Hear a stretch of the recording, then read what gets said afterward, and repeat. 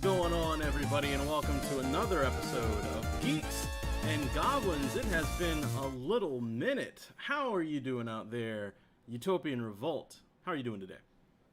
I'm definitely feeling better than I was last week, which is why we're we're having a nice little stream today, episode 12. We're back from a little short hiatus, only the second one in our very short life so far. I'm doing okay right now. Earlier today I was feeling pretty bad, but feeling a little bit better right now. How about yourself, sir? I'm doing all right, man. I am sitting back, sipping on a drink, like a beverage, a cold beverage, trying to recover from, for all intents and purposes, has been an amazing week of, like, video game news, movie news, comic book news. Like, it's just been an insane, absolutely nutty week, man. It's probably the busiest week since we started Geeks and Goblins, which is saying something, because our first couple of weeks were also just crazy. Oh yeah, they were absolutely insane. That was the Batman. I can't remember much else immediately, but like I know the Batman's release date, and then like that week and two after was just kind of like, dude, like we're hitting the ground running. So like that's what this week feels like, man. And it feels really, really good. I hate that though we have essentially missed 2 weeks of the show. Yeah, it's been a minute since the last time we streamed, but I guess, the news gods decided to bestow us with all this stuff to talk about today, just to make up for it, That has to be what it is, and I am more than satisfied with that. I am more than okay. Let's jump right back into the old formula. Utopian Revolt, would you like to have the honors of kicking off our weekly roundup? We have finally gotten news that a Thunderbolts movie is in the works. Wow, that is crazy. Super excited about a Thunderbolts movie. It's been long rumored for quite some time now. And for those of you that are not familiar, the Thunderbolts are essentially Marvel's Suicide Squad. And hopefully they'll do them justice in just making them bad guys. We're talking about Zemo. We're talking about U.S. Agent. We're talking about Abomination. Potentially Red Hulk, maybe. That might be up in the air. That might be... that might not happen. Other characters, Bullseye. Like, if they were a bad guy, Taskmaster, they could be used. I'm super, super excited about that announcement. So am I. I'm really, really hoping that they basically make Zemo the de facto leader of this movie. He's already been the leader and basically founder throughout the comics. So I just want more Zemo, man. He's one of the most interesting characters in the MCU, in my opinion. Hands down, 100% true. Moving on, we are in an era where the hierarchy of the DC universe will forever change. Black Adam has an official trailer release, and we spoke a little bit about this before the show started. The word of the day was whelmed. I'm kind of excited. I'm kind of not excited. I like The Rock, I guess. How do you feel? I mean, I used to love The Rock, and then he started appearing in every single movie and TV show out there, and now I guess it's just oversaturated. But like you were saying, I felt whelmed when I watched the trailer. I'm sort of excited. It's coming out on Friendly Feline's birthday, which is going to be really cool. But, Cassian Andor, I think, is also releasing the same day, so I might have to prioritize a little bit differently. But, yeah, no, the trailer, decent. I'll tell you what, I'm more excited for the stuff, like, around Black Adam than I am for, like, Black Adam himself. Like, he is a strong character in the DC, like, mythos. He's pretty OP, honestly, but I mean, like, we're in the same film, we got Dr. Fate, and that is essentially DC's Doctor Strange. A lot of parallels going on this episode. He's DC's Doctor Strange, and honestly, that's kind of an insult, because he existed way before Doctor Strange, like decades before Doctor Strange, and he is the definition of OP. Like, he's... Okay. If you thought Doctor Strange was cracked, Dr. Fate is goated. Like, it's kind of nutty. Oh, so they're right. The hierarchy of the DC superpower, it is changing, but it's going to be Dr. Fate on top, not Black Adam. Oh, 100%. And it's Pierce Brosnan. You can't go wrong with Pierce Brosnan. He's an astounding actor. I'll take him in a role any day. Of course. Me too. But moving on, something I will take any day is a sequel to Joker has been announced. Give me more Joaquin Phoenix, por favor. Please, more Arthur Fleck. Yo, because you never really had a chance to talk about it. Really quick, what's your rating on Joker? How did you feel about it? I would give it a solid 4 out of 5. Geeks. I thought it was great. It was lacking on certain departments. I just thought the pacing was off near the end a little bit. But other than that, I loved Joaquin Phoenix's portrayal of Joker and just how grounded it felt, which carried over to the new Batman movie. It's very heartbreaking that the Batman's Joker isn't going to be Joaquin Phoenix, but yeah. That's absolutely fair. And to ride on your coattails, I have to give Joker a 5 out of 5. I love it so much. You can't see it right now because we put this up. You see like an Okami poster behind me. We put it up at the time because I was filming a video that couldn't allow me to have certain copyrighted material up, and we didn't feel like taking it down. But behind that Okami poster is actually a Joker promotional poster. That's how much I love the movie. It deserves to sit on my wall of video game posters. That's how much I loved it. I think Joaquin Phoenix is severely underrated, despite winning, the Academy Award. But like severely underrated. I find it an insult that a lot of people don't even know who he is, and that a lot of people don't even have him on their top actors of all time list. Absolutely insulting. But they like to put Jared Leto on there. Moving on. Moving on. We will not be talking about Morbius. We're not going to do it. Moving on. A trailer to Neil Gaiman's The Sandman has officially been released during Netflix's Geek Week presentation. And let me tell you, if you're not familiar with the property, go on and get yourself familiar. It's a very good read. I'm not going to say it's quick, but if you want some of the best comic book writing you have ever had, it is The Sandman, hands down. It's funny because I had asked OgGoblin to put together a list of must-read Marvel comics, and he decides to just throw that in there, and it's not even Marvel. It's like, come on, well, what's going on? But if he does something like that, you know that it's good. And I saw a little bit of the trailer, and I think the aesthetic. I am excited about this. It's going to be exclusively on Netflix, right? Absolutely. Okay. Well, go ahead. No, it's funny. I started reading The Sandman on a road trip, and I couldn't put it down. Didn't sleep for the entire road trip. It was kind of insane. It's that good. Some amazing characters. Really introduces you to a very, very mystical side of the DC universe. It is DC Vertigo, so it's kind of the same, but some of those characters do have crossover. There's John Constantine, who is gender bent in this particular version. It's Joanna Constantine. And Lucifer Morningstar makes an appearance. And if you know anything about Lucifer Morningstar, if you spend any time on the comic book side of TikTok, you know that Lucifer Morningstar is...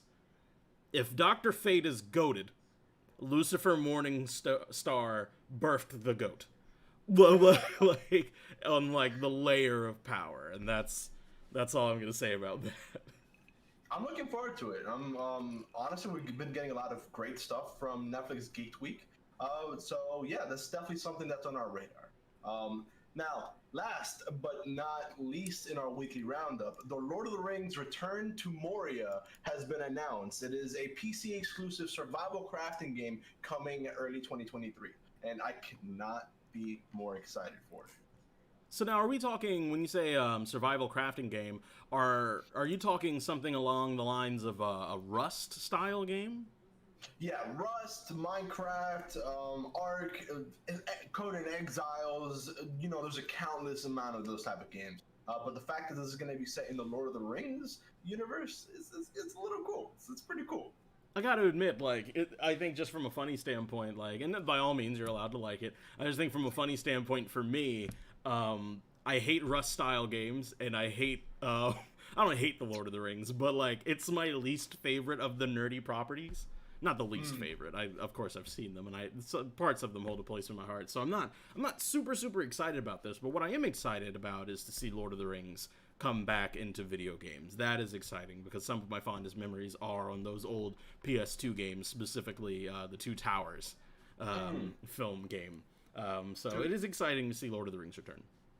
I would argue that the video games have always been the best part of Lord of the Rings. Lord of the Rings Online is legendary MMO. We got Battle for Middle-earth, which was a legendary RTS game. Lord of the Rings Conquest is very underrated.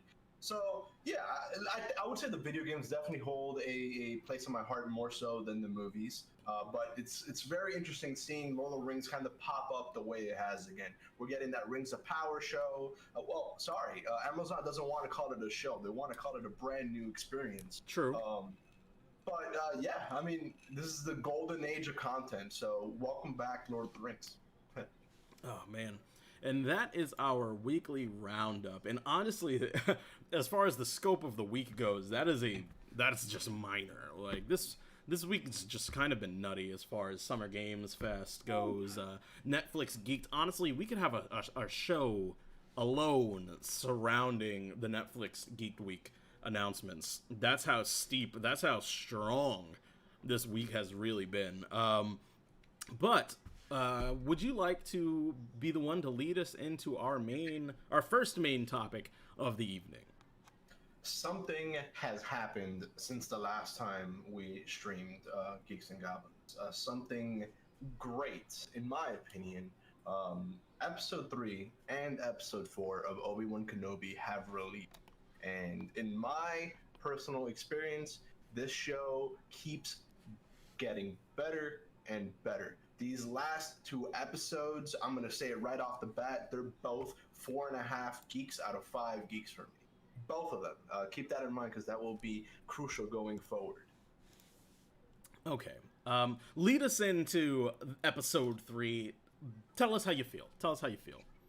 So, Episode 3 started off with Obi-Wan Kenobi finding out, or basically still dealing with the repercussions of finding out that Anakin is still alive.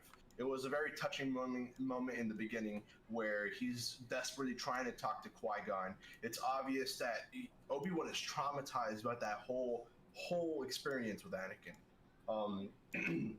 The whole episode was just basically him and Leia trying to find help.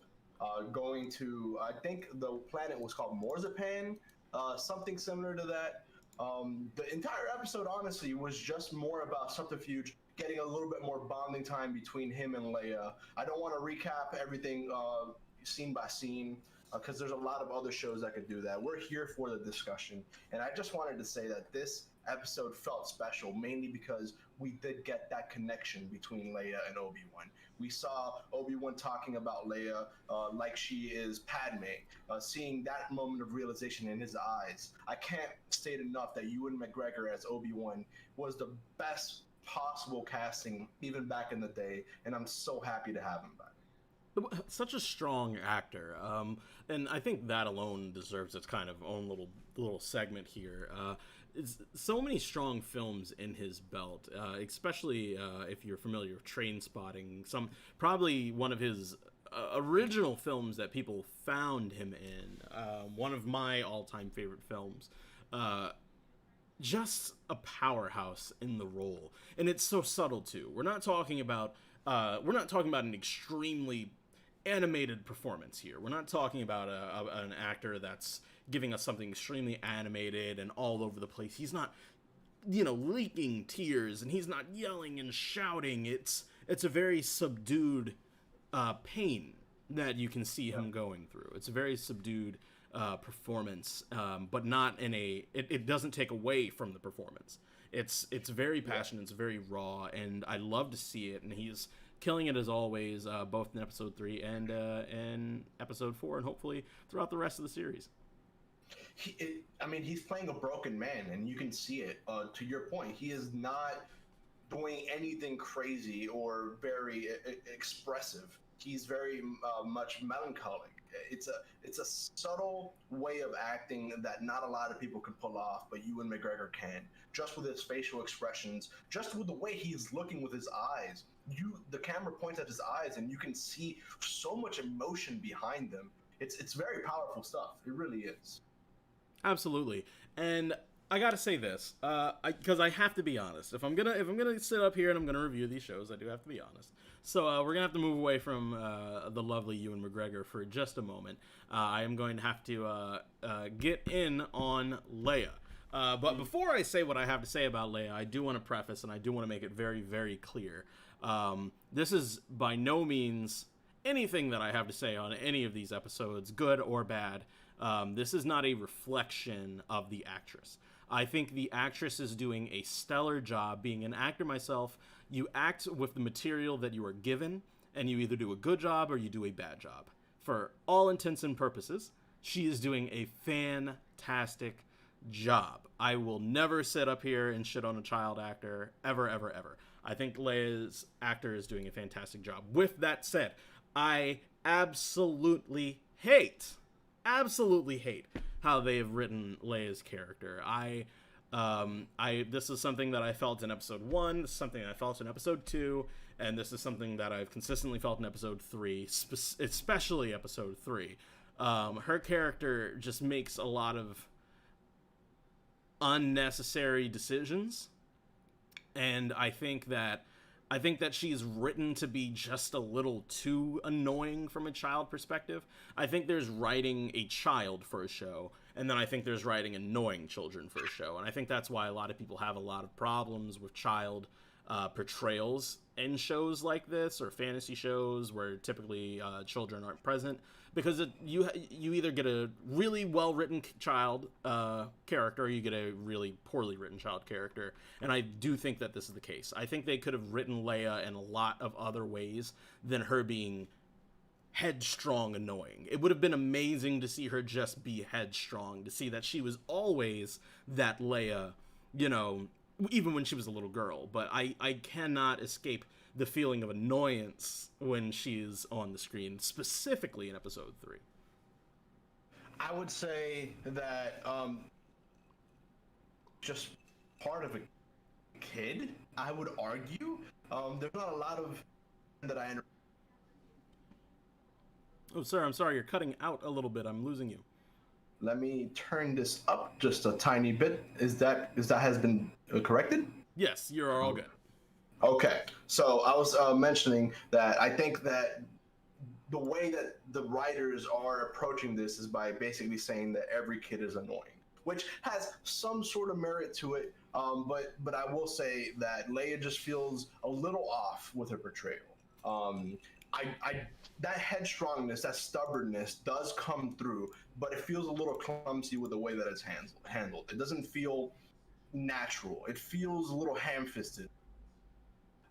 So, like you said, credit to the actress. She is doing a fantastic job with what she's been giving, especially in some moments in episode 4. She had very emotional moments that I didn't even realize that a kid could have that emotional range.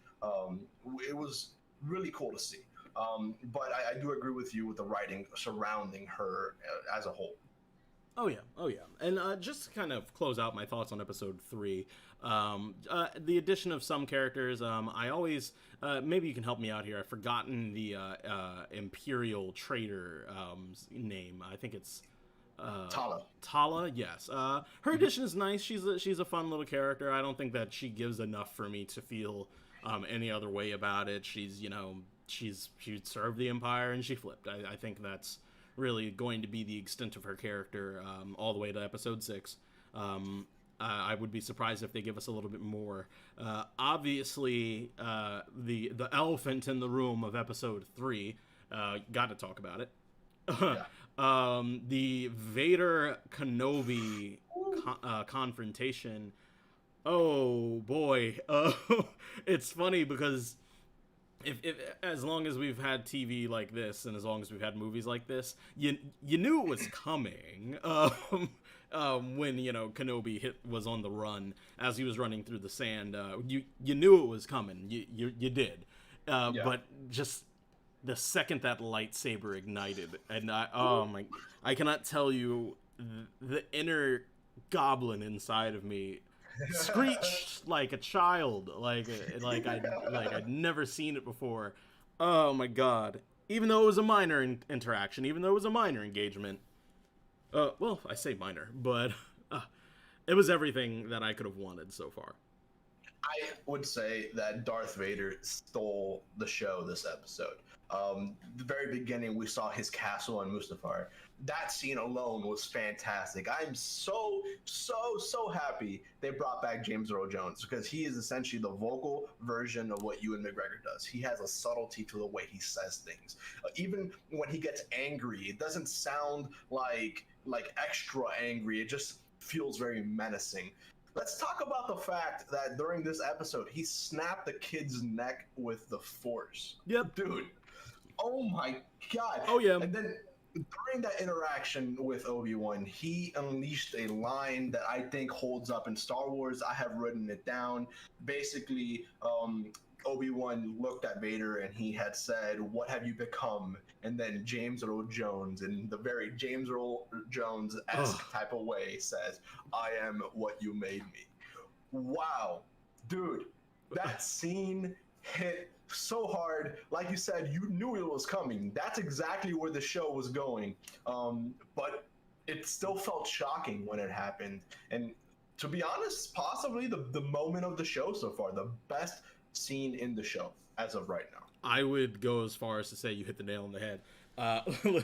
Dude, James Earl Jones, oh my god, just as powerful as Ewan McGregor, let's just leave it there, if not more powerful. The voice of Darth Vader, one of the greatest film villains of all time, like, it's iconic, and just, I think you hit the nail on the head by just saying how powerful of a series of lines that is, you know. It's so funny you say that, because it's just, if you're on TikTok, it is, in the few days that it's been out, it has become a trending line, just like for everything. Yeah. Like, oh, this is my Funko Pop collection. When my friend who gave me my first Funko Pop asked why I have so many Funko Pops, I am what you made me. It's a trend right now. So I mean, like, that's how powerful that is. And I'm going to say something controversial going into our discussion on episode 4. I think it's probably going to be the last powerful thing the show is going to give us.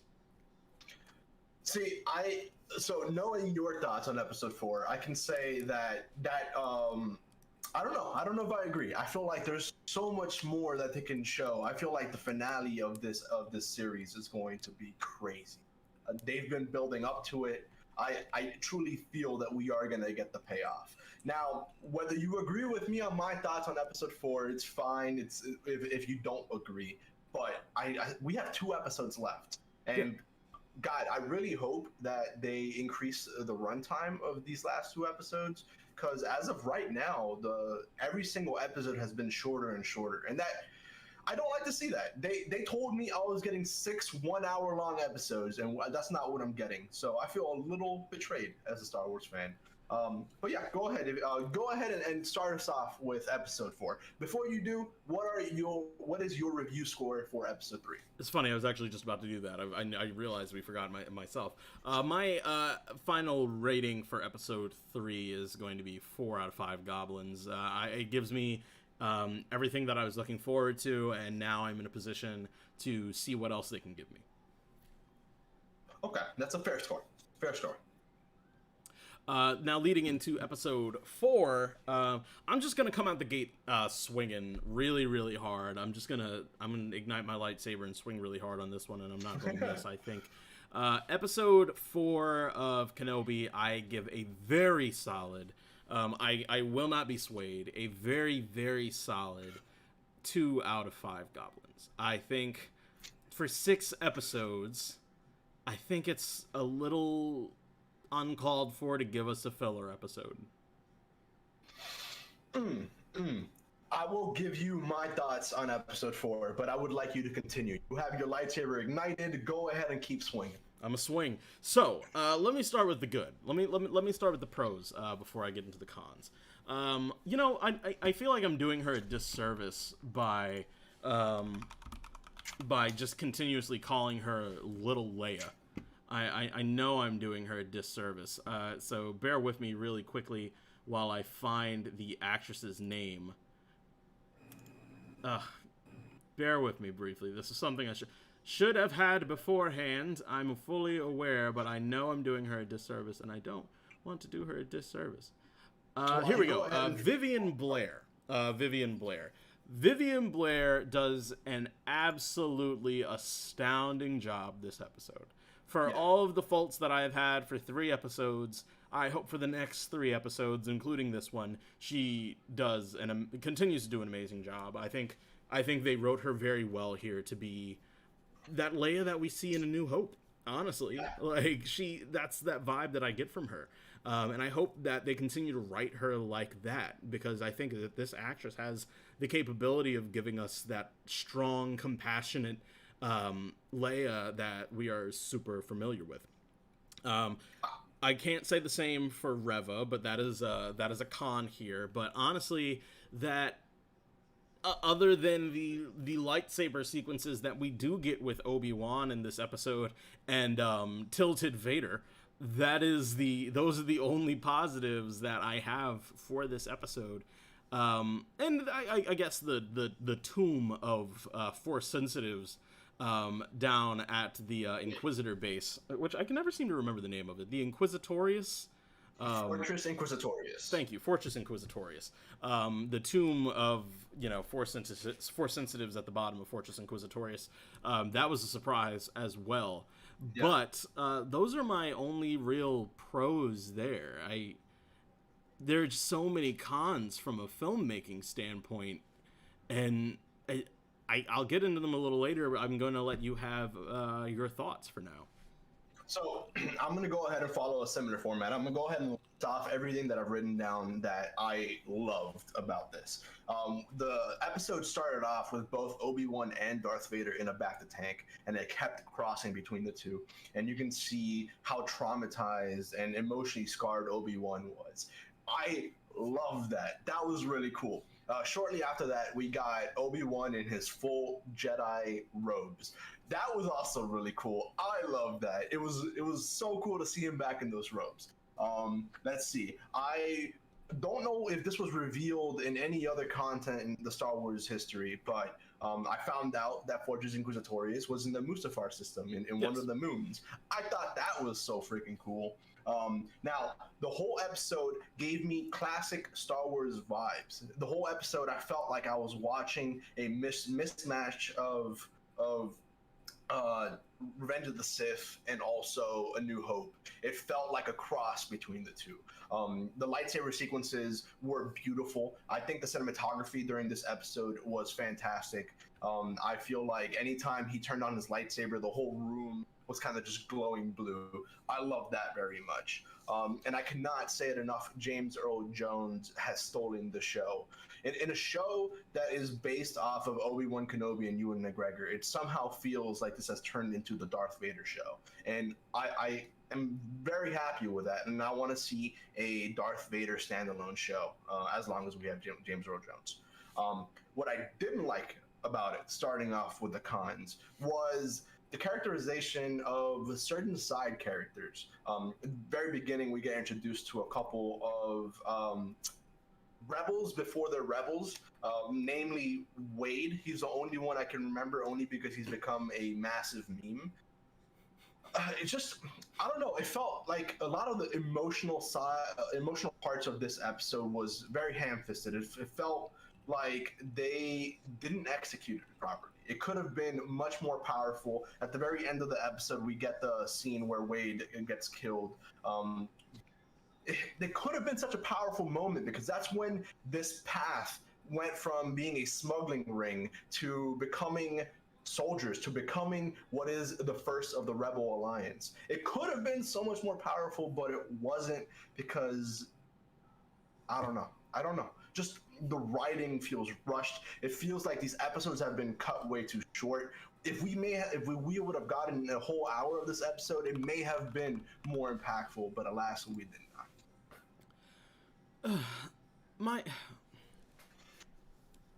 I guess to go into the cons, just I guess because we're there, my issues really lie not so much in characterization, just something about this episode felt rushed and cheap. There is some very odd, like, what the fuck moments. Pardon my language. There's really no other way to put it. Specifically when Obi-Wan gets out of the water and gets into Fortress Inquisitus, he is just bone dry. First and foremost, I know these things sound minor, but when you add them up, I think that you kind of start to get the bigger picture of what I'm trying to reach for here. Upon a second watch today, I noticed this Tala. Am I correct in her name, Tala? There, yes. I don't know why I can't remember her name to memory. Tala, when she infiltrates the fortress, she's just sitting at a desk with another dude within arm's reach, and is just whispering, "Ben, you need to turn left at the corridor." Bro even looks at her at one point and is like, "What's up?" Like, he even looks at her once and is like, "Hey, what's happening right now?" Then she smacks a stormtrooper in the face. She just smacks him in the face, and he just, like, completely loses his composure. Just completely fumbles. I mean, I know stormtroopers are supposed to kind of be a little bit of a joke, but I mean, like, she literally, he's wearing a whole protective helmet. She smacks him in the face. The other stormtrooper just doesn't know what to do. And then she manages to wrangle his gun off of him and shoot them both. And then I think the biggest insult, there are two more biggest insults, really.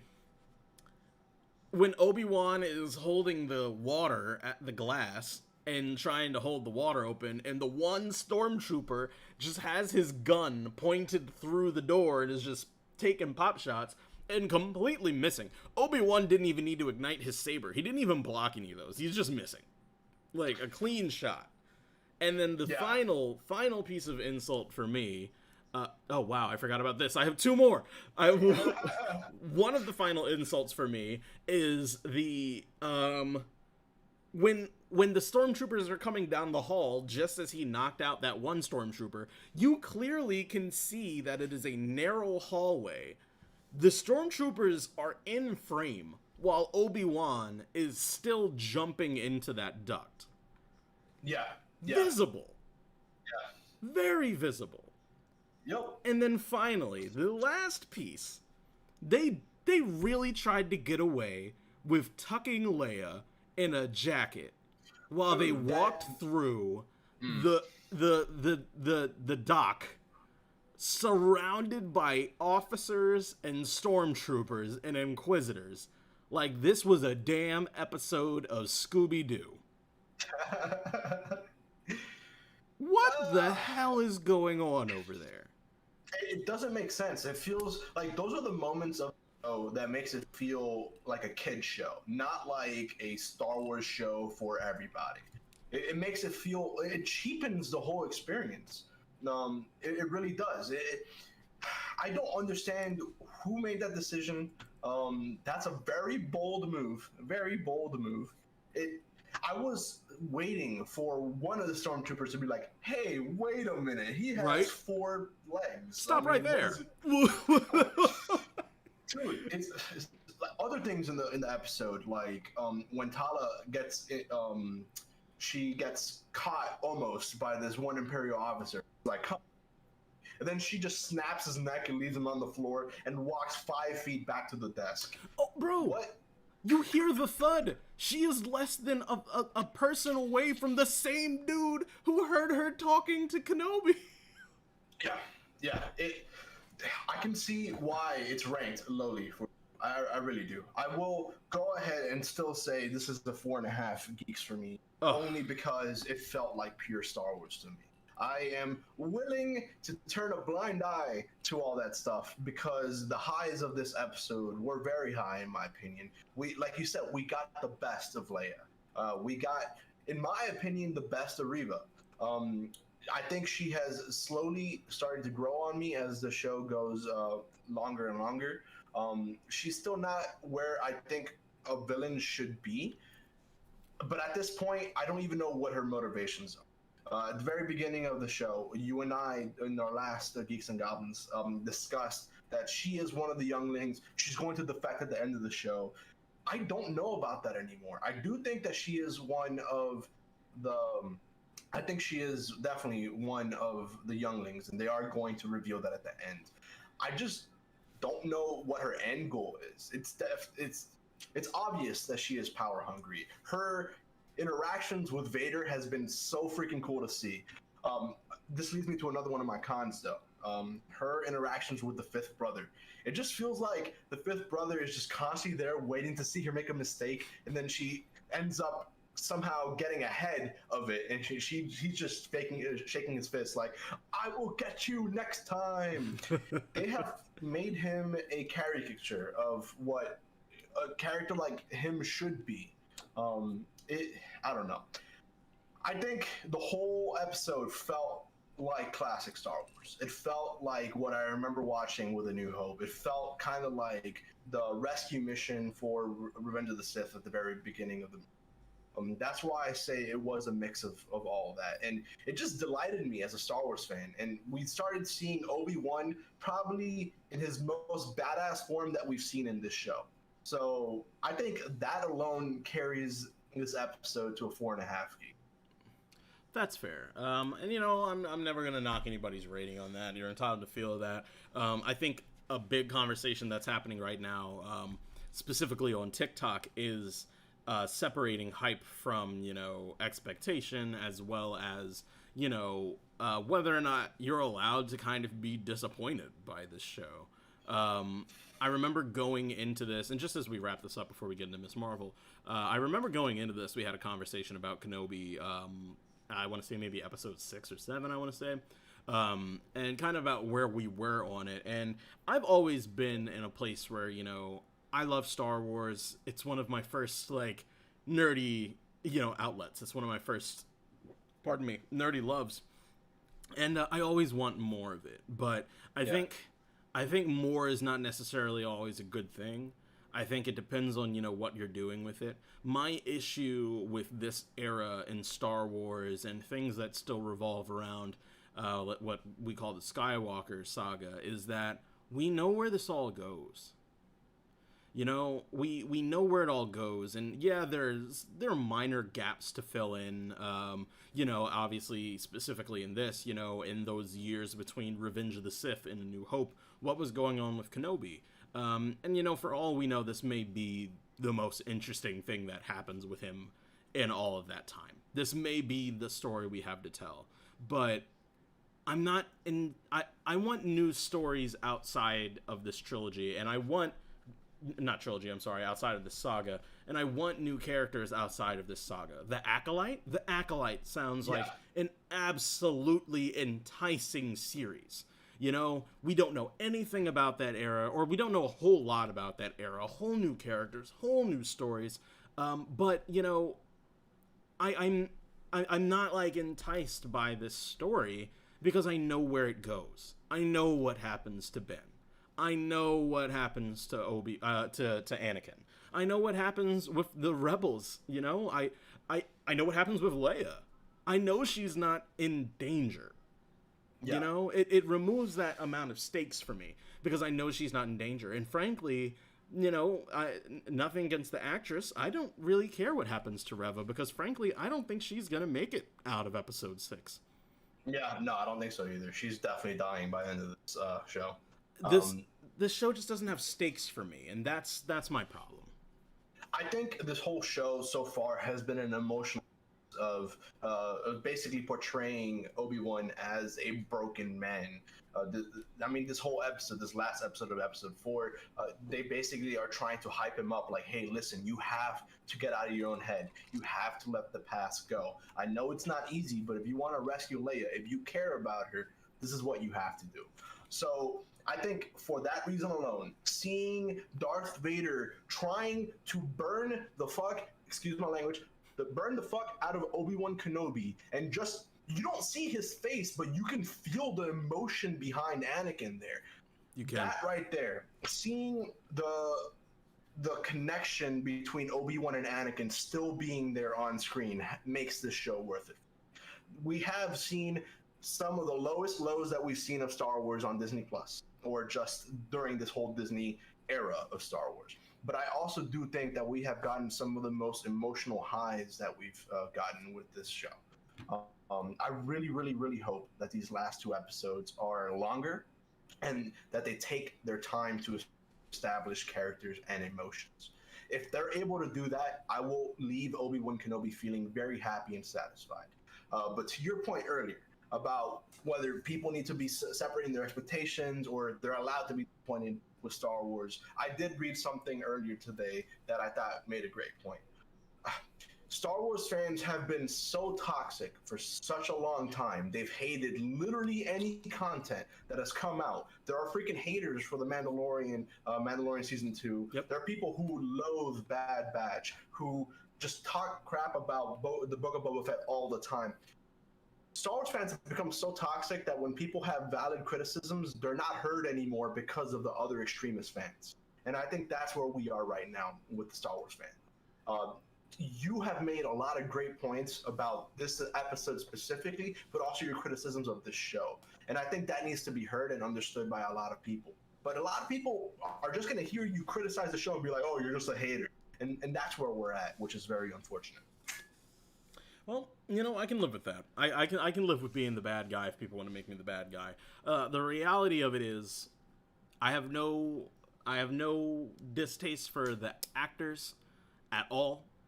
And I'm allowed to not like a show. I'm allowed to be disappointed by it. I didn't go into Kenobi expecting anything. And I think that allowed me to have a clean slate for the show. And that allows me to sit here and say that, you know, being a Star Wars fan my entire life, I love more Star Wars. I love seeing these characters that I love brought back. But I'm not going to sit here and pretend that I'm not disappointed. I'm not going to sit here. Just because we get content doesn't mean we have to like it. Yeah. And that's all I think we really need to say about that. I leave Kenobi episode 3 out of 4 out of 5, and I leave Kenobi episode 4 at a 2 out of 5. Moving on to our next topic, something that I think will be a little bit more positive in terms of reception between both of us. We have finally gotten Miss Marvel episode 1. I personally came into this show expecting something that is going to be strictly focused on a teenager's life, and it would be for teenagers. And it basically is that, but I was surprised to the amount of depth that this episode had. I am honestly really excited for the future of this show. I can already see it becoming kind of one of my sleeper hits on Disney+. I know that I've been making the joke that every episode I call a new show the best show on Disney+. And I'm not going to do that here. But you do. I'm going to say right off the bat that this is a 4 out of 5 Geeks for me. 4 out of 5 Geeks. If I remember correctly, I said the same thing. This is a 4 out of 5 Goblins for me.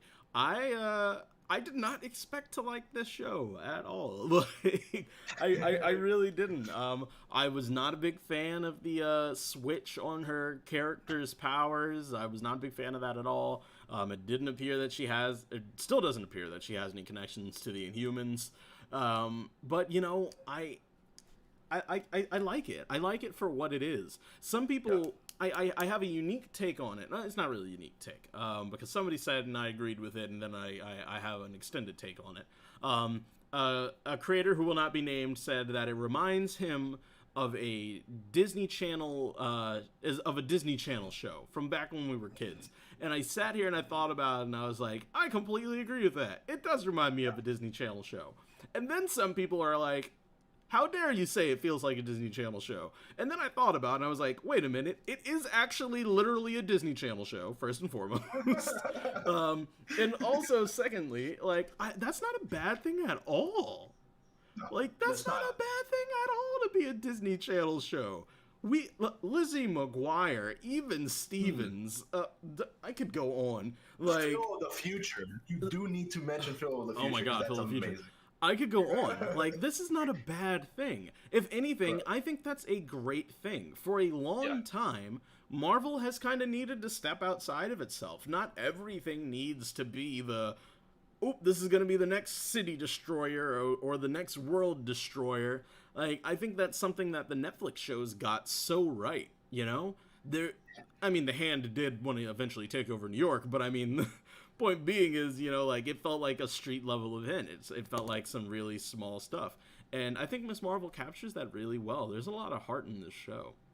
Oh, I agree. It does feel like a Disney Channel show with the added budget feature film, which I think is a crazy mix. I loved every second of it. Now, I definitely think that this show is the antithesis of Moon Knight. Moon Knight introduced a darkness to the MCU that we saw get carried on by Doctor Strange Multiverse of Madness. And this show brings on a lighter tone that I don't think we've really gotten with the MCU so far. And I'm not gonna lie, it works very well. It feels very cheesy. And that's what I like about it. You know, it feels very breezy, a nice fresh breath of air for the MCU. And we keep seeing all this new Marvel content coming out that honestly is surprising me with the variety of tones.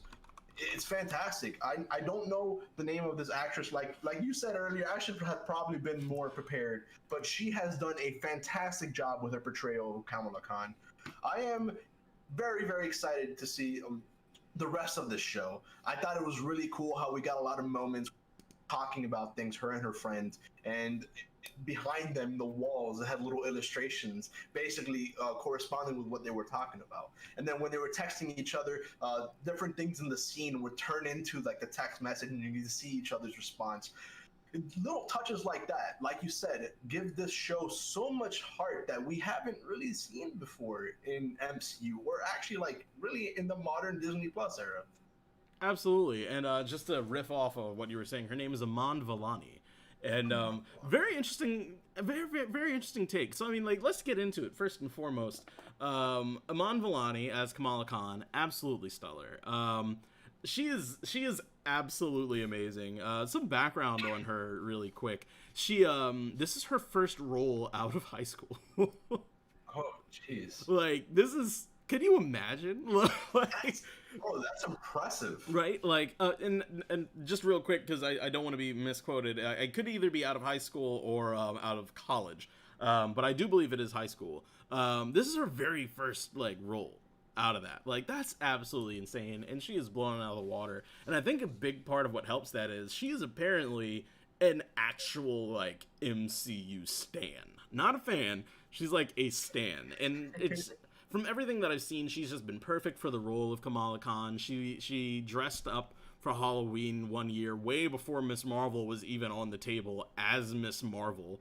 Like, and I think she's absolutely killing it, man. Like, yeah. She brings an amount of, like, of lightheartedness and fun to this role that I equate, personally, for me, that Oscar Isaac brings his level of expertise and seriousness to the roles that he played in Moon Knight. I think I can equate it to that, just from, you know, how I feel about the role. I think she's knocking it out of the park. It kind of reminds me a little bit of you in the prequel trilogy. Every single report coming out said that he was having so much fun. He was making the lightsaber effects whenever he was doing the battles, and then George Lucas would come up to him and be like, "Hey man, listen, we got the sound effects. You don't have to do it." But I see that level of passion that she has for this character, that she has for this role, and it's infectious, man. It really is. This whole show has just good vibes all around it. Oh yeah, man. Also, I think what's interesting here is I can't relate specifically. I'm not Pakistani by any means, but her family dynamic is so interesting to me that I can relate from a sense of coming from a household that was very strict on the things that I was allowed to do and the places that I was allowed to go and what I was allowed to wear, even just being a male. Obviously, I don't know the full extent of that a lot of women have to go through, but you know, I was my clothing choices were a little different for being a African American male growing up in a decently strict household. So even for me, there were like minor moments where I was able to relate and be like, oh man, like my mom was just like that. Love the parents. love the parents. They are super supportive. And also, like, you know, super strict, but it comes from like a good loving place. I loved the scene where after, you know, they tell her like, hey, you can't go to Avengers Con, but like right after they're like, hey, we changed our mind, you can go, but you gotta go with Dad, and you can't wear that, but you could wear these Hulk outfits that we made for you. Like, come on. Like, I'm seeing the way that he just bursts into it, he's just so excited and gets into the role. Exactly. Oh my god, man. Exactly. I'm seeing people give the mom so much hate, and I'm like, you know, you just have to have had a mom that was, you know, serious about you becoming a productive member of society and wanting to see you do good and be like very strict about it to understand that household. I've seen some people go as far as to say that she's abusive, and I don't know, man. Like, you can tell that there's love there both ways. It's a loving family. It's just strict. That's just the way it is with some families. I mean, I don't get the hate. I don't get the hate. Those type of people, like, if you don't understand different types of family, you don't really have much of a right to be intervening and saying stuff like she's abusive. I don't think so at all. She's just trying. She wants the best for her daughter. And does she go about it the right way? No, not really. But she is trying, and she does care about her daughter. That's completely different than an abusive parent. Absolutely. And I mean, we could get into the conversation of, like, you know, the psychological damage that could have on a child, and then like the conversation behind that, like, what's the right way and what's the wrong way. You know, we could get there. But I think there's so much that already shows that, you know, her mother does care for her and does want what's best for her. I think it's a gross stretch to say that that the mother is abusive. She loves her daughter, and I think the portrayals there are super strong. I felt hurt when she was like, she doesn't want to wear that because it looks stupid. Like, you know what I would have given for my mom to be like, hey, you can go to Comic-Con, but you gotta go with your uncle, and I made you these Ant-Man costumes. Like, I'd have been like, not what I wanted, but bet, we're doing this. Like, oh my god, and then seeing Abu's hurt face after she just reacted the way that she... Oh, that tugged at my heartstrings. Now, we have been very positive about this show so far, but there is one con, in my opinion. Ooh. There was this hyping of Avenger Con. Oh, it's the first of its kind. It is a historical thing. I know part of that was Kamala Khan being very dramatic, trying to get her parents to allow her to go. But I'm not going to lie, that was so underwhelming. It was so underwhelming, the whole Avenger Con thing. It felt like a fan fest, which I know it's supposed to be. I thought it would be a little bit more grandiose, though. I was reading after the fact that the director did have some cameos originally. She was going to have someone in a full-blown Korg costume. She was going to have fake Captain America from Falcon and the Winter Soldier in there, just kind of posing with everybody. She was going to have Valkyrie's Pegasus in the scene as well. Oh wow! But I'm not going to lie, man. Like, it just... After this whole episode hyped up that con, it just felt very rushed. It didn't feel like a grand scale type of thing. It just felt like people just put it together very sloppily. I think it is funny that of all, like, the let's call them letdowns of the episode, which from there are very few. I think the only one really was Avengers Con. I won't say that I was let down by the portrayal of Avengers Con. I think I kind of got what I expected a little bit. I knew there was no way it could have been like this huge, gigantic thing. They're in Jersey, but right.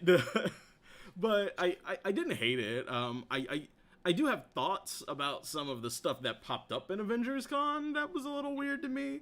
Azu tried to write some of them off to me to help them make sense, but I don't think she sold it very well personally. And fear for my life because she is listening. Like, some things that just like didn't add up for me. There's a DVD, I guess, of like of Star Killer's like life story, not Star Killer. Oh my gosh, of Peter Quill. Why can't I think of his name? Star-Lord. There's like a DVD of like Star-Lord's life story, and like no one should know that. Even Ant-Man, so just in case you didn't even catch it, and for anybody else in the audience who potentially didn't catch it, the reason apparently that so much is known about the Avengers and the battle, what they're now officially calling the Battle of Earth, as in the last battle in Endgame against Thanos, the reason that people know so much about it is because Scott Lang, Ant-Man, apparently has a podcast where he's talking about all of these things. So not only do we have that, but, you have to think from the perspective of, well, he's also telling it the way he knows it. So there's no way the world has an accurate representation of all the stuff that happened. But with that said, even if he has that podcast, a lot of things didn't add up or make sense. So just some quick hot takes on the stuff that didn't make sense. For me personally, it was the way Hela looked. Like, there is a person cosplaying as Hela. No one should know what Hela looks like. No one should know what Hela looks like. There is a explanation that me and Azu did agree on that I will talk about later if we want to get into it, but no one should technically know what Hela looks like. There was a postcard that had a whole America's ass that theme on it. Literally no one should know that. Literally no one should know that at all. It happened in an entirely different Earth. No one should know it. Yeah. The Guardians. As far as we know, the Guardians left Earth immediately after the battle. Yeah. So there's a cosplayer that's dressed up as Drax. Like, no one should know anything about the Guardians. They shouldn't even actually know anything about an adult Groot, and there's a picture of an adult Groot, too. Yeah, so I was reading that originally they did want to make Avengers Con a real life thing. The director did talk to Kevin Feige about making it a real life thing. They still don't have an answer, but it feels like that's what this was. This feels like an Avengers Con, an actual convention that happened in our world, not in the MCU, and that's just the part that was a little strange for me. Oh, 100%, 100%. Even down to like the Captain Marvel stuff. Captain Marvel is actively never active on Earth. She's just not there. We know that her presence wasn't known in the 90s. And then, of course, she came back at the end of Infinity War. She didn't even really stay during Infinity War. She still jumped around on planets doing her thing after the snap.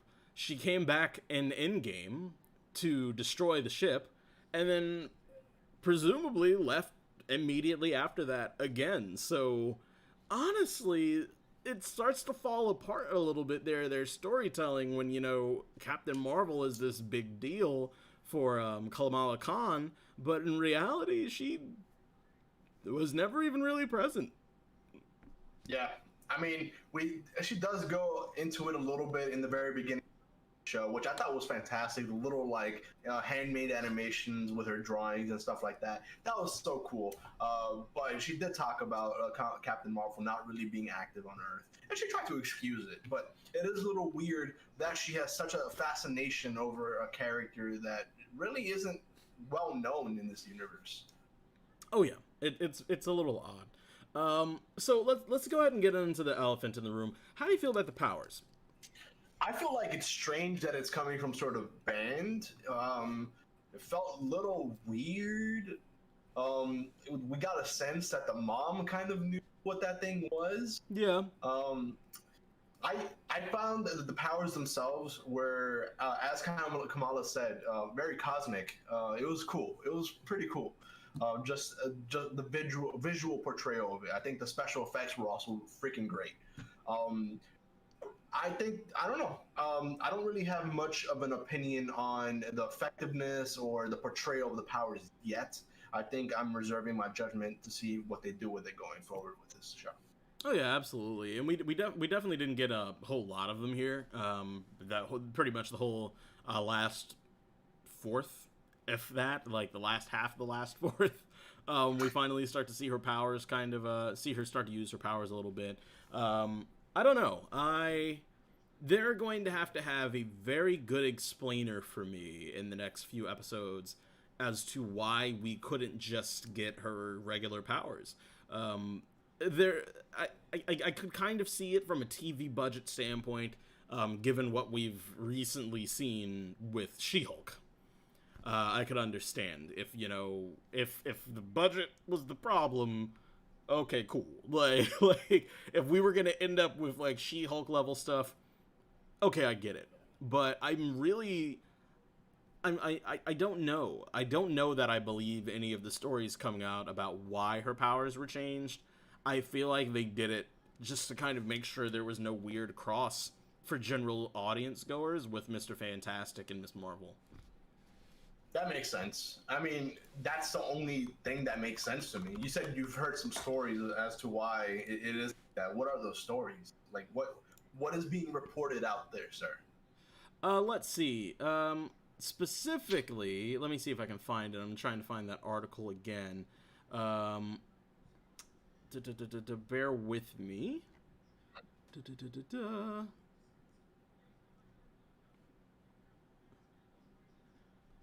If you would like to carry on while I try to find this really quick. Sure. I just wanted to make a quick comment. I think I lost you again, my friend. Hello. There we go. You're back. Okay. So I was saying that Scott Lang having a podcast is freaking perfect. If anyone in the MCU was going to have a podcast, it would be him or Thor, in my opinion.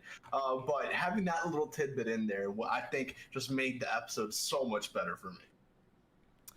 Real quick, and I agree with you. Real quick, I have found it. From the co-creator of the character and the TV producer herself. Quote, honestly, I don't know. I don't think so. I mean, from my understanding, it was kind of linked to the type of story that we wanted to tell with Kamala, and not only linkage to other MCU events, but also to the sense of history that she has in the relationship to her family, linking the powers to her family's past. I think that was really the bigger idea, end quote. Additionally, Kevin Feige told Empire that Kamala Khan's powers will be connected to her heritage. So it looks like we don't really have a really concrete answer. It seems like Miss Marvel's powers were changed to make connection to the wider MCU. I'm not sure, again, how I feel about that. So historically in the comic books, does Kamala Khan's powers have anything to do with her heritage and with the family? Absolutely not. Her powers, she's a member of the Inhumans. If you remember Black Bolt from Multiverse of Madness or the Inhumans television show, God Have Mercy on All Our Souls. If you remember that, they are subspecies of humans, so to speak. Their powers are granted to them by the Terrigen Mists, which basically activates latent powers inside of some humans and turns them into Inhumans. And when she's exposed to the Terrigen Mists, she becomes, Ms. Marvel. She gets the powers that she's familiar with, which is why people are talking about why the power change is so controversial. It's so different from her actual origins, and it removes a link that she has to, the wider MCU. In the sense that, there's another character already that we've been exposed to in the MCU, Black Bolt, that she would have had a connection to had, they announced her as an Inhuman. But now it doesn't look like they're going in that direction. Of course, we don't know where this is going to go in the next, leading up to the finale. We don't know where she's going to link into. We know that she pops up again in the Marvels. But as for now, this is what we've got. Just out of speculation, I think they have very much leaned to the cultural aspect of this show so far, and that's one of the many things I do like about it. For all we know, though, at the very end, that bracelet thing can break, and then she gets exposed to Terrigen. They can still do it. I would still hold out hope for that connection. Because that just seems like too drastic of a change. Like, more so than we've seen before in the MCU. Maybe. Time will tell. I hope that we do get some type of nod to her initial powers, but as it stands right now, I think this might end up being the Miss Marvel that we get. With that said, I don't hate the way the powers look. I just, I would have loved to get her traditional power set. I agree. Especially given how it ties into, her character, which is a whole separate conversation in itself. Yeah, I guess we're going to have to see what this family history is. I mean, we've already talked about how this is our marketed towards the teenager group, the younger audience. Making it a story about family, I guess it kind of makes sense in that regard. Yeah. I mean, I don't know. Everything that we got, I like so far. I give it a 4 out of 5. 4 out of 5? Okay. 4 out of 5. Well, so I also give it a 4 out of 5, and I think we have a lot of great things to talk about for the rest of the show. But how about we take a little quick break? Absolutely. We will be back, and give us just like 2-3 minutes, and we'll be right back with the rest of the show. Stay tuned, everybody.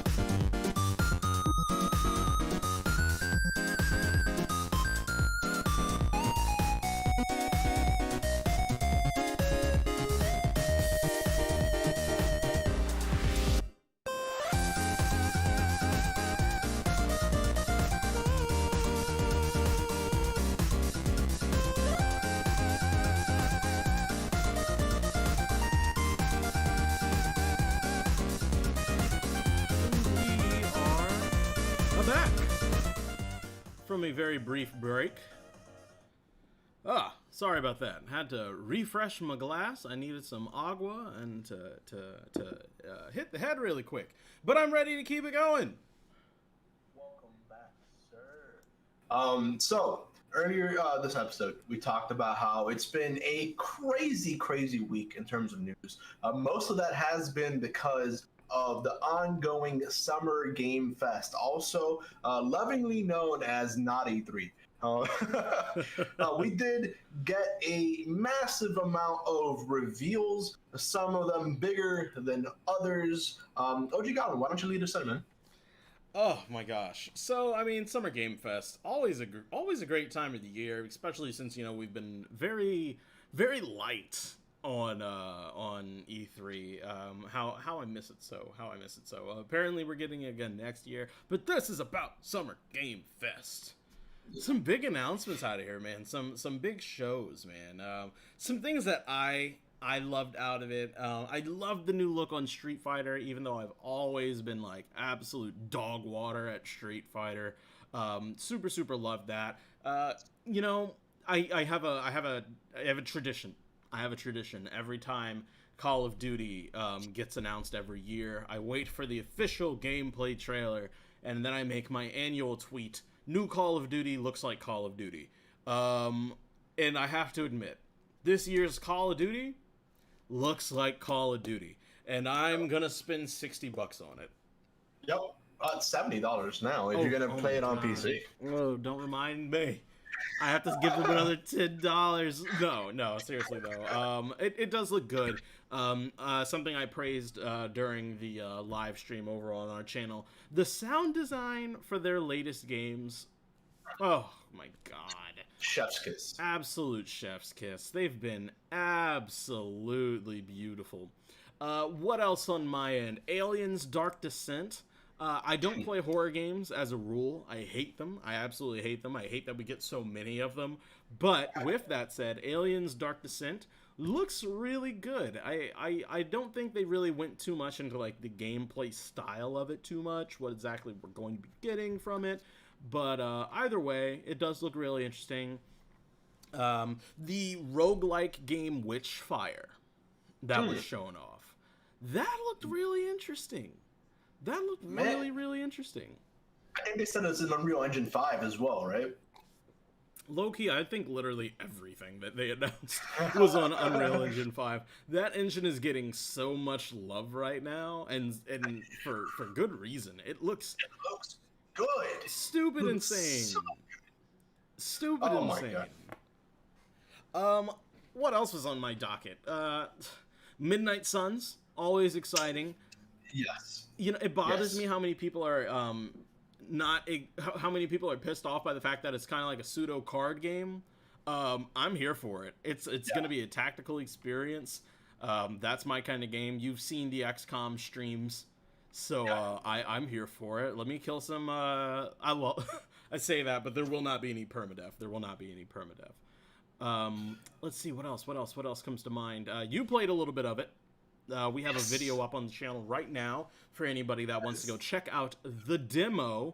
If you're not able to download it yourself, or you just want to get a quick preview, Utopian Revolt himself has uploaded gameplay footage of himself playing Metal Hellsinger, which looks so damn cool. I can't wait to hear what you have to say about it when you get into your hot takes of the Summer Game Fest. Gotham Knights for me continues to look like dog water. And, you know, that was kind of it for me. Those were the things that I loved. Oh, I'm sorry. I completely forgot the Saints Row Boss Factory, which I have had an opportunity to mess around with. And I will upload my character later. No anticipation. Don't be like super excited about it. I just made one, and I'm gonna upload it. That's it. Right. And we, of course, can't forget about how Summer Game Fest officially kicked off with the State of Play last week, which you did stream here on this channel. Yes. Final Fantasy 16 is, I'm sure, a highlight for both of us. Oh, 100%. 100%. Admittedly, as a whole, I did not love the State of Play. As you said in our kind of like pre-conversation about the show, people have been praising it as like one of the best states of play. I don't know where that impression is coming from. I think people love Resident Evil too much, but I don't think Resident Evil, Final Fantasy, and don't even remember what else was announced, is enough to like really warrant it being the best state of play. I mean, if they give us a state of play entirely dedicated to Final Fantasy, I wouldn't have entertained it as a best of conversation still, but, you know, it would have, I think, been better than what we got. But altogether, the state of play, I'm going to, I think I gave a score initially. I think it may have been a 3 out of 5. I'm going to retain that score, if not change that score to 3 out of 5 again. I don't think it, there's nothing there to make me fall in love with for the Sony State of Play. It felt like filler, and honestly, so did the Summer Game Fest for the show. It felt more like quantity over quality, which again just drives home the fact that I miss E3. But that is all I will say about E3. Jeff Keighley is still gaming Jesus, and he did bring us a couple of cool games. One game that I loved was Dead Space 4. The Callisto Protocol. That game looks so good, and the fact that it's being made by ex-Dead Space developers makes me even more excited about it. That is launching on December 2nd, and it's shot to the top of my list. We saw a little bit of the Cuphead Delicious Last Course and found out it's only going to be $8 freaking. I am excited about it. I'm definitely going to be playing it. Cuphead is definitely one of those games that I've never really finished, but I've loved my time with it. It's just way too difficult for me. So I am excited to be punished again. But you mentioned it a little bit. Metal Hellsinger. That game came out of nowhere for me. And it is possibly top 2 most anticipated game for the rest of the year. It is coming out, I believe they mentioned September. It will be a day 1 purchase, and I will be uploading gameplay onto this channel. I am in love with it, how you have to basically mix the beat of the music with the combat. It feels like the best parts of Doom Eternal. I've already talked about it when I was Summer Game Fest, but Doom Eternal at its best felt like a dance. You would hear this heavy metal being played by the legendary Mick Gordon, and you would just get into a flow that is unlike any other FPS until now. Metal Hellsinger, fantastic. Go ahead and check out that gameplay that I had just uploaded. It is no commentary, so you'll just be able to revel in the glory of Metal Hellsinger. But a couple other highlights. You've already mentioned COD. It looks like COD. I am more excited for the multiplayer. I can't wait for that gameplay to be revealed. Apparently, they did show off multiplayer gameplay during Summer Game Fest, and people have a pretty positive reaction to it, which is not surprising because Infinity Ward still makes the best COD games, in my opinion. Witchfire looks great. I don't really want to be saying much about that because you've already talked about it. Where you and I kind of differ a little bit is Outriders. They did announce a new expansion, a new end game for Outriders. It's called World Slayer. It looks so much like Destiny that it's crazy, but the gameplay of Outriders is fantastic. I did just find out that it is on Stadia Pro, and I have already claimed it as a game. I do not really want to be playing much of Stadia, but I'll give it a shot because I have Outriders on there. Well, why not? It's not something I really want to take the time to install, but I thought it was cool. Stormgate. Stormgate, the way that they revealed it with that CG trailer, it won me over already. They're talking about a co-op RTS. They're going to have 3v3 modes, 1v1 modes. Sounds like they're doing some really interesting stuff with that. I think, StarCraft and Warcraft definitely kicked off a generation of gamers. And the fact that we're getting those developers making their own game aside from Blizzard, that makes me really happy. And I'm very much looking forward to that game. Let's see. One thing I hated, absolutely hated, and I will trash on it until it is no longer being talked about, but Goat Simulator 3. Aww. I swear to God. Not going to lie, nothing against the game, but the way that they were talking about it, the way they revealed it, Jeff Keighley's like, don't let them bite you. It starts off in the beach. It looks like Dead Island 2. Why would you do this to me? Also, Goat Simulator 3, there's not even a second game. I love These it. developers need to learn basic arithmetic. I love it. I love it. I love it. I love it. I love it. Like, the troll. It's such a troll that we even got a copyright claim on like the only section of the entire stream that we got a copyright claim on was during the troll trailer for the third series of the third entry into a game that has only had one entry. Fantastic. Coffee Stain Studios, you have made an enemy. That's all I have.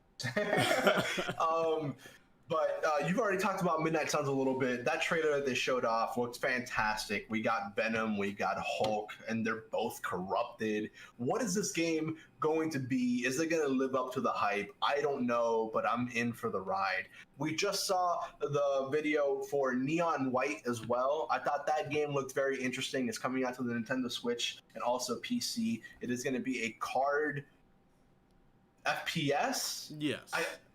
Very interesting mix, but I thought it looked pretty freaking cool. Let's see what else. I'm scrolling through this. Oh, okay, of course. Possibly the most hyped that I was for the entire Summer Game Fest so far, Teenage Mutant Ninja Turtles Shredder's Revenge. The moment that they showed Casey Jones, you literally shrieked. Oh my! I did shriek. I apologize to all of our listeners. You but literally I was, shrieked. I mean, wouldn't you? I mean, oh my God! I grew up with those arcade games. I remember going to. It used to be called Dandy Bear, and then Chuck E. Cheese. They would have those arcade games there, Yep. and I love those games. And they announced it's going to have 6-player co-op. Oh man, we must co-stream that. We must play that together, sir. I will entertain it. I will entertain it. It's coming out on Game Pass, which I also shrieked to, I believe. I am so happy about that. I'm definitely going to be playing the hell out of the game. See, some other highlights. They did show off a couple new factions for Humankind, which is Sega's version of Civilization. And of course, they showed off the Cuban faction. So of course, that's going to be a little near and dear to my heart. I thought that was really cool. They also announced that it is coming to console and it will be available on Game Pass day one. I'm so excited about that. Aside from that, I think the only other game that I was really excited for was Warhammer 40k Dark Tide, and the gameplay that they showed off looked incredible. I am so excited for it, and it also will be coming on Game Pass day one, so I am definitely going to be playing that, and I need people to play with. So if you are watching this, hit me up on Discord, hit me up on Twitter, and we will get a squad going for that. But I'm going to go ahead and end off this section by saying that Naughty Dog did us dirty. It was really cool to see Troy Baker and Ashley Johnson and Neil stage. They all seemed very happy and passionate about The Last of Us, and the show looks like it's going to be really good. I'm excited for the show. But how are you going to be coming back with a game that was announced 2 years ago and only show us concept art, not even a freaking title review? Apparently, we are going to be getting more information on The Last of Us Factions 2 or The Last of Us multiplayer project that they're coming out with. That is a game I'm so excited about, but it felt kind of like a slap in the face to only have a single piece of concept art. Not even a wall full of it, just a single piece of concept art. Oh my God, OgGoblin, please take it away from me before I start ranting, man. So we're gonna kind of get into our final thoughts here about Summer Game Fest. I won't say like full final thoughts, but definitely like how we felt about the show and what was missing, stuff like that. So interestingly enough, I forgot that I was going to talk about this, but I think my biggest takeaway from Summer Game Fest is summed up in an article that I just actually stumbled upon while I was while you were talking, while I was looking at our lineup of everything that was announced. This question sums up my Summer Game Fest experience. Why are there so many sci-fi horror games all of a sudden? Literally, on PC Gamer, there is an article, and it just stuck out to me because it was my question. Why are there so many sci-fi horror games all of a sudden? Anyway, like, it's hard for me as a gamer to get excited about these types of games when they are the games that I avoid.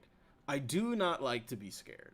Take that as you will. You can laugh at me, you can make fun of me all you want, say what you want. Everybody has their preference in types of games. Some people loathe and detest RTS games. Some people loathe and detest FPS games. Some people hate MOBAs. I don't like horror games. I don't find them entertaining. I find them to be very formulaic, and I find them to all pretty much be the same. Jump scares, gore, dark, misty environments, unnatural, unholy creatures. And that's just not entertainment for me. And it's really hard for me to, get super hype for this game show when a good majority of the announcements were sci-fi horror or horror. And honestly, that even goes back to the State of Play, in my opinion. Sony's State of Play, it was majority Resident Evil. And shit, I even got trolled by thinking I was about to get another damn zombie game. When in reality it was just a goat simulator, which is honestly almost as terrifying.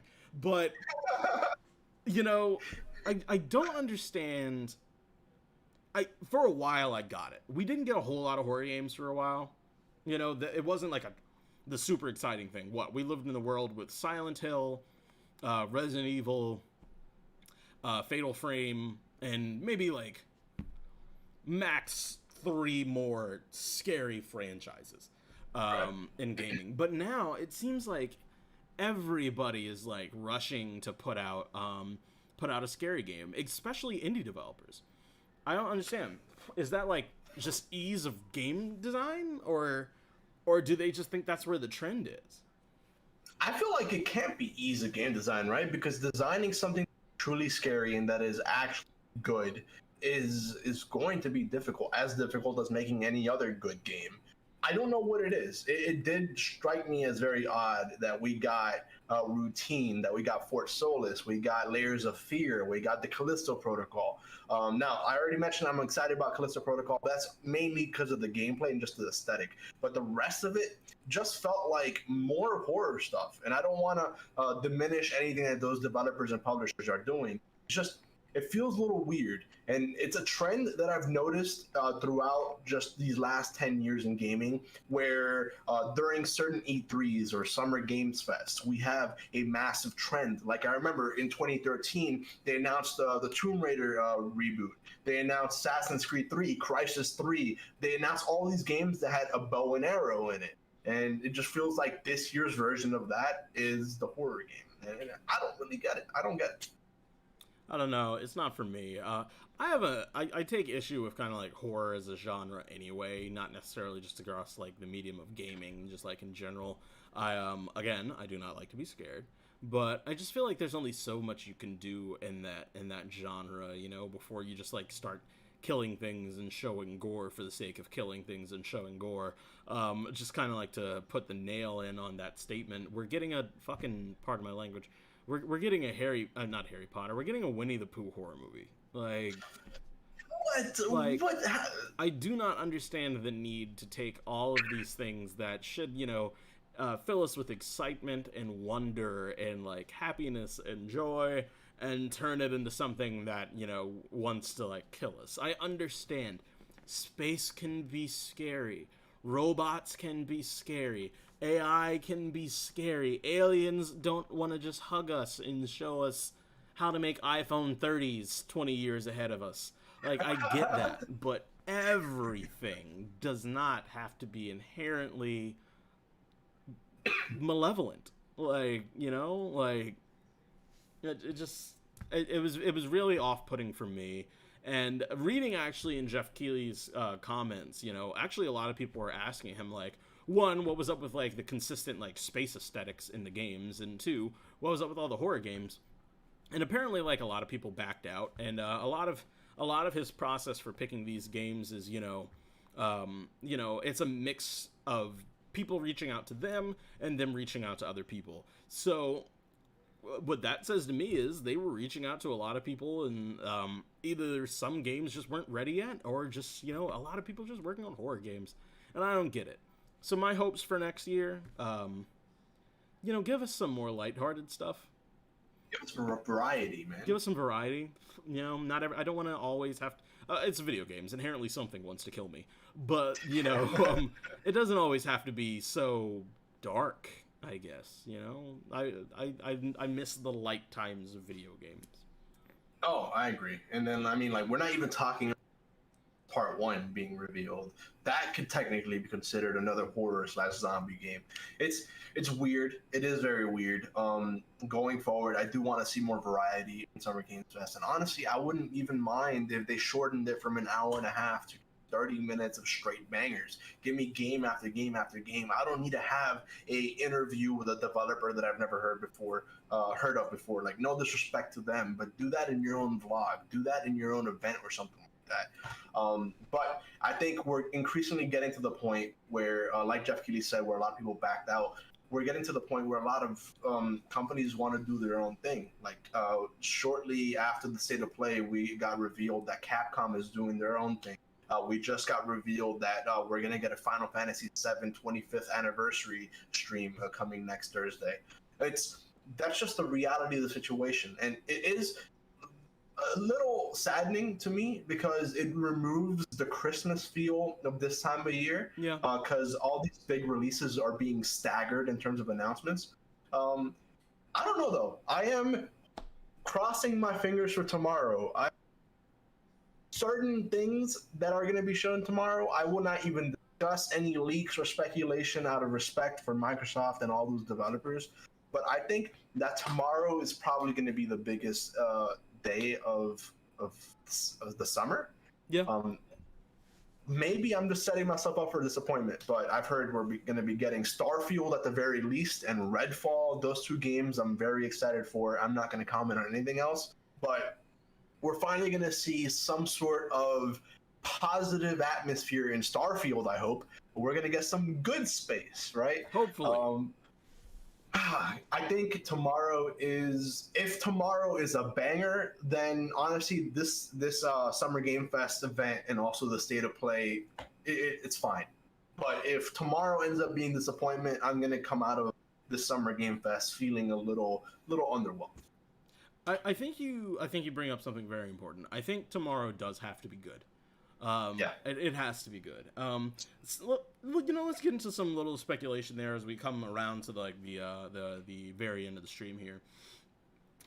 Tomorrow, some questions that need to be answered. First off, is this an Xbox showcase? Is this a Bethesda showcase? Or is this an Xbox and Bethesda showcase? Are we going to see the best of both worlds, which I think is something that most people are hoping for. And correct me if I'm wrong here, you told me before stream that we're looking at a 95-minute runtime, correct? Yeah, correct. The way Microsoft has been doing their showcases as of late has just been straight trailer. If we get an hour and almost an hour and a half. That's an hour and a half. A little over an hour and a half. If we just get an hour and a half of straight trailers, that's a lot of trailers. And I'm here for it. But I think in order for that to happen, that would mean that this would be an Xbox and Bethesda showcase. I think that's the only way they could really pull that off. And that's what they've marketed it as. Because, I mean, technically Bethesda is a studio now, but they're going out of their way to say it is an Xbox plus Bethesda showcase. So I'm fully expecting best of both worlds, and I think that it would be the best possible product or performance / presentation that they could give for gamers. I feel like this is Microsoft's chance to just show their new arsenal and just really overpower the rest of the gaming industry. If done right, they can command the next month or two's worth of news. Oh yeah. The question is there going to be a response from their competitors? Are we going to see any more from Sony in this Summer Game Fest, or the next couple of months even? Nintendo, they made their little presence known during the Summer Game Fest presentation. They had a quick, Nintendo trailer, but I mean that's pretty much been it. What are we looking like from their competitors? Because as far as I'm concerned, tomorrow, with this conference, if the State of Play that was last week or 2 weeks ago was all that Sony was going to give us, Xbox is poised to run away with E3 season. Let's just call it what it is, E3 season. Right. I find it very interesting that you bring that up, because I've heard from a lot of reputable insights, Tom Henderson, like Jeff Grubb, that Sony has very important information that they're going to be revealing at the end of the month, which sounds like it is a direct response to something like tomorrow. There's been a lot of reports coming out of God of War potentially coming out this year. Yep. I believe they've mentioned November as a date. That still needs to be shown off. I think we still need that first party State of Play, and I think we are going to be getting that very soon. And that's possibly the only way that Sony can keep Microsoft from running away with the momentum. Especially if this is a dual showcase. If this were supposed to be a 95-minute showcase where like half of it is Starfield and the other half is Redfall, I think Sony would still put themselves in a position to say like, hey, we're gonna run with this. We're not worried In June, we're going to drop some information. We're going to steal the show. But if this ends up being, both those entities' times to shine, there's so much to show there, and that's very dangerous territory. So I'm looking forward to it, and of course, I'm looking forward to being right here tomorrow.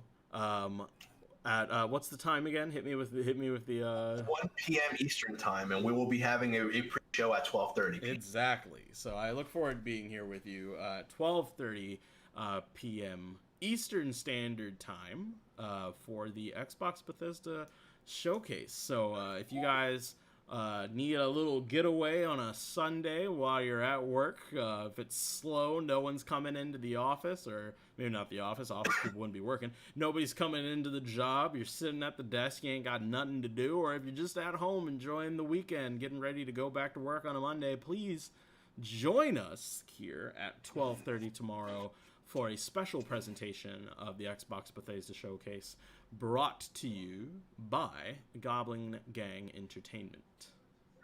I mean, listen, so we're talking about tomorrow essentially Summer Game Fest, and it is in a lot of different the State of Play was a solo stream by OgGoblin. The Summer Game Fest was a solo stream by yours truly. Tomorrow will be the first time that we do it together. I am so excited to do it with you. I'm so excited for what this means for the Goblin Gang Entertainment. I'm excited what it means for the video game industry. And listen, even if you do have a busy day at work, tell those clients to go themselves and just come here anyways. Just come here anyways. We're gonna have some fun. Actually, no, don't even do that. Tell them to just come and watch with you. Just put it up on the big TV. Go and put it up on the security footage, blast it out through the speakers. Like, hey, we're going to look at some video games today, all right? I don't know what you came here for. I don't look, those socks you needed? Fuck those socks. I don't have a fancy little beat button like he does. So you guys just got to hear it from me. Fuck those socks. Come watch this video game, all right? We're going to go watch that. We're going to go watch that right now with these two guys. You don't have to know them, but you're gonna. It's gonna be fun. It's gonna be fun. Even if we don't get, we're just gonna have fun tomorrow. And like OgGoblin mentioned, at 12:30 p.m. we will be starting our 30-minute pre-show, and then at 1 p.m. Eastern time we will be waiting with bated breath alongside the rest of the game industry, and we're gonna be seeing what we expect to be a fantastic show, perhaps even the show of the year. Ooh. Show of the year. Show of the year. Show of the damn year. That is a bold statement, and I like it. Outside of Sunday, you can catch me, OgGoblin, here on the channel on Monday and Wednesdays with my own content. This Monday coming up, I will be live streaming my attempt to create a PC that is impressive enough to win some free swag from MSI. They are sponsoring a competition with PC Building Simulator 2. It is currently in beta right now. A competition to see who can build the best MSI-themed build over there. So join me on my journey as I try to knock that out. I'll be live from 9 p.m. to 10 p.m. And then join me again on Wednesday as we jump back into Night City. I am officially starting a brand new playthrough of Cyberpunk 2077. The fresh build, the full fix build. I will be playing that for the foreseeable future on Wednesdays, 8 to 10. Come and check me out. As for the Utopian Revolt side of things, you will be able to catch me with Knights of the Old Republic on Tuesday, and then you will also be able to catch me with a special Mass Effect stream on Friday. But revealing it right now, Thursday, I will also be live reacting to the Final Fantasy VII 25th anniversary stream. I am fully expecting at least some talk of the part 2 of the remake. Come join me. We're going to have a great week on Goblin Gang Entertainment. All right, folks. Thank you for joining us on another episode of Geeks and Goblins. I have been OgGoblin. He has been always pointing in the wrong direction. He has been Utopian Revolt. Thank you. Check us out on our socials. The Discord is down below. The Twitter is down below. The other channel, which I do not know, is down below, and if you feel so inclined, if your wallet's feeling a little heavy, go ahead and loosen the load and drop us a little tip. We use it for ad revenue so we can reach the world. We will see you on the next one. Ladies and gentlemen, good night.